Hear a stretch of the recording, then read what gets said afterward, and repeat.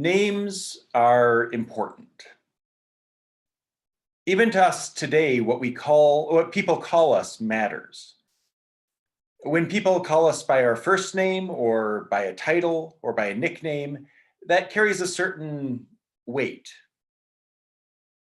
They can affect how people view us, and it can even affect how we view ourselves. But that's nothing compared to the weight that names carried in the ancient world. The Old Testament would often pause to tell the story of why a child received a certain name. Often this name would signify some circumstance around their birth, but it would also often foreshadow something about their life or their personality as well. For instance, Moses, whose name means bring out, was so named because Pharaoh's daughter drew him out of the river.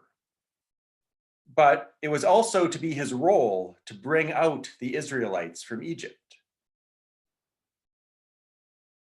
And this more forward-looking aspect to names was especially true when God named or renamed a person.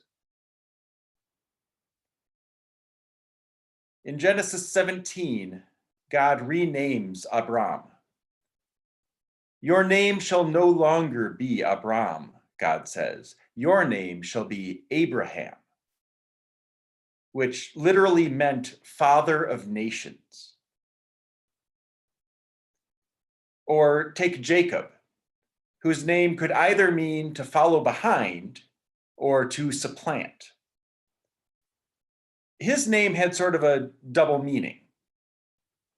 He was the second-born child to follow behind, who stole his brother's birthright to supplant. And when God renamed him Israel, struggles with God, that carried another double meaning, which we've talked about before. He struggled alongside God, but he also fought with God. And this was a pattern of struggle that would carry on with his descendants to all of Israel, the people who struggle with God, for better and worse. But I really think that it's the prophet Hosea who draws on this pattern of naming in the most direct way.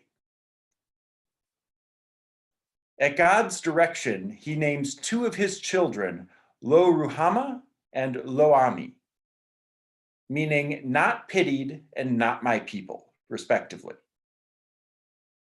And this was when Israel was just on the cusp of going into exile. But Hosea also foretells a time when they would be renamed, when Lo Ruhamah would be called Rihamti, I will show pity. And Lo Ami would be called Amitah, you are my people. And this is almost prophecy as performance art in a way. And like those other examples, we see that this naming and renaming was intended to convey a message not just about that specific child, but about all of God's people and God's plan for them.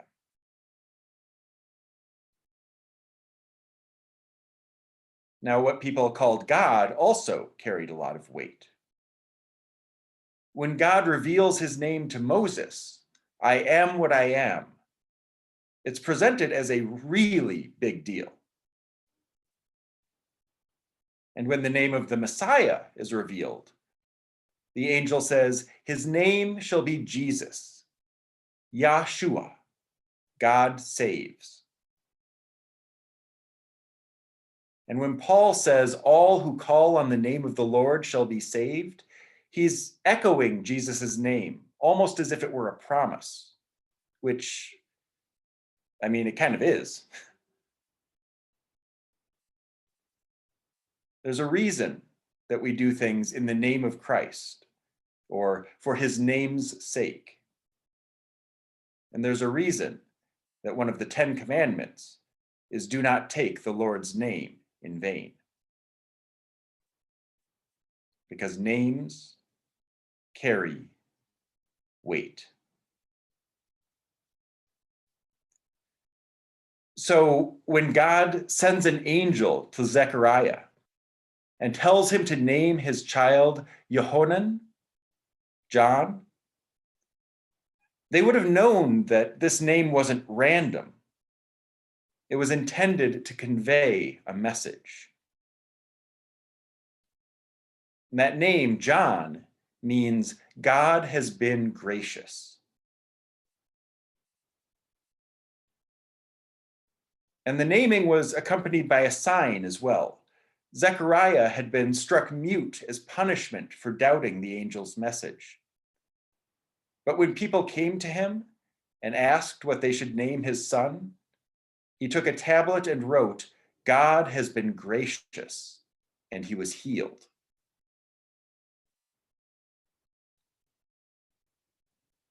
That sign reinforced for people that this was indeed something more than a couple choosing a non-traditional name for their child. This was a message from God. God has been gracious. So, of course, when people heard this story, they started asking each other, what does this mean? What's this child's destiny? What is he going to become? I mean, have any of you read Hitchhiker's Guide to the Galaxy? There's this point where they build a supercomputer to figure out the answer to life, the universe, and everything, which turns out to be 42. And then they have to build an even bigger computer to figure out what the question was.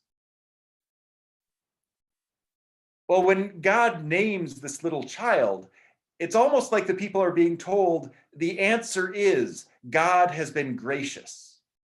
And now they were spinning their wheels trying to figure out the question. In our teaching team meeting, Terry actually pointed out that this wasn't just a naming. This was a renaming. People already knew what the child was going to be called. He was going to be named after his father. And that's why when Elizabeth says, no, call him John, the people went to double check with Dad on that one.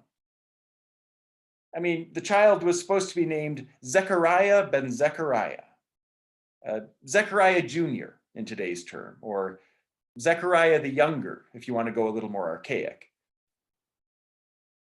And that name, Zechariah, meant God has remembered. Terry pointed out that Zechariah is a name that focuses on the past. I mean, that's the nature of remembering, it's to look back. God has been gracious, however, is a more forward-looking idea, signifying almost a break from the past. That God has dealt with us not according to our past sins, but according to his present grace. And that's a far more hopeful note to strike. Because as it turns out, remembering in the Old Testament is very much a double-edged sword. I mean, on the one hand, when God's people were suffering, God would remember his covenant with them, and he would save them. The turning point for some of Israel's darkest times was when God remembered his people, remembered his promise to Abraham, and then moved in miraculous ways to come to Israel's aid. This was when Israel struggled alongside their God. But on the other hand, when the people were breaking the laws that God had set down, God remembering the covenant could be a terrible thing. These were the times when Israel struggled against their God. I mean, this is why when the prophets wanted to point to the most hopeful of futures, they pointed to a time when God would remember their sins no more. So I think that this renaming, this shift from God has remembered to God has been gracious, was really meant to set the tone for what God was doing. John's life and ministry were meant to prepare the way for Jesus, to set the stage for the transition from the old covenant to the new. From a time when God dealt with people according to their actions, according to the law and promises that he had laid out, to a time when God would instead deal with people according to grace, keeping his own promises, but not counting people's sins against them, choosing not to be the God who remembers. God is faithful, even while we are unfaithful. And thank God for that. Because I don't know about you, but there are things in my past that I'm glad God is willing to forget. And God has indeed been gracious. Amen.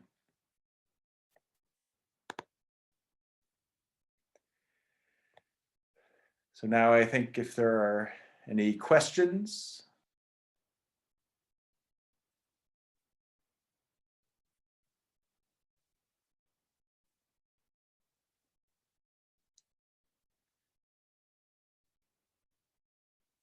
Everyone being on mute really makes it eerily quiet. Thanks, Chris. I was just thinking about the meaning of the name John, how God has been gracious, and it just immediately made me think of John and Danae's new baby and how God has been gracious in that.